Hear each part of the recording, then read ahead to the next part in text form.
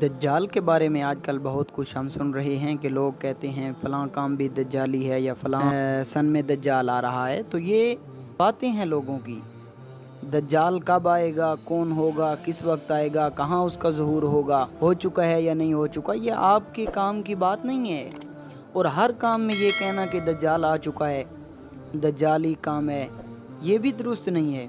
کیونکہ جو بڑے بڑے علماء ہیں جن کو دنیا مانتی ہے، انہوں نے تو کبھی نہیں بتایا کہ دجال آ رہا ہے یا فلاں سن میں آئے گا. تو دجال ایک بہت بڑا فتنہ ہے جو اللہ رب العزت کی طرف سے انسانوں کے اوپر مسلط ہوگا، اور وہ لوگوں کے پچھلی کئی پشتوں کو قبروں سے نکال کے ظاہر کرے گا، اور وہ دعویٰ کرے گا کہ میں خدا ہوں.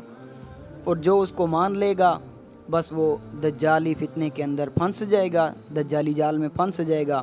اور جو نہیں مانے گا وہ دجالی فتنے سے بچ جائے گا.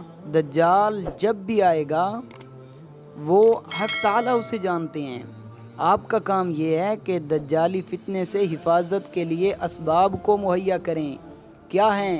حضور اکرم صلی اللہ علیہ وسلم نے حدیث مبارکہ میں فرمایا کہ جمعہ کے دن جو سورۃ کہف کی مستقل تلاوت کرتا ہے، ہر جمعہ کو سورۃ کہف پڑھتا ہے، تو جب دجال آئے گا تو وہ دجال کے فتنے سے محفوظ رہے گا، دجال کے فتنے سے محفوظ رہ جائے گا، دجال سے بچ جائے گا، اس کے فتنے سے، اس کی جال سے وہ بچ جائے گا. اور اگر آپ یہ کام کرنا چاہتے ہیں تو ہر بات کو چھوڑ دیں، ہر کام کو چھوڑ دیں.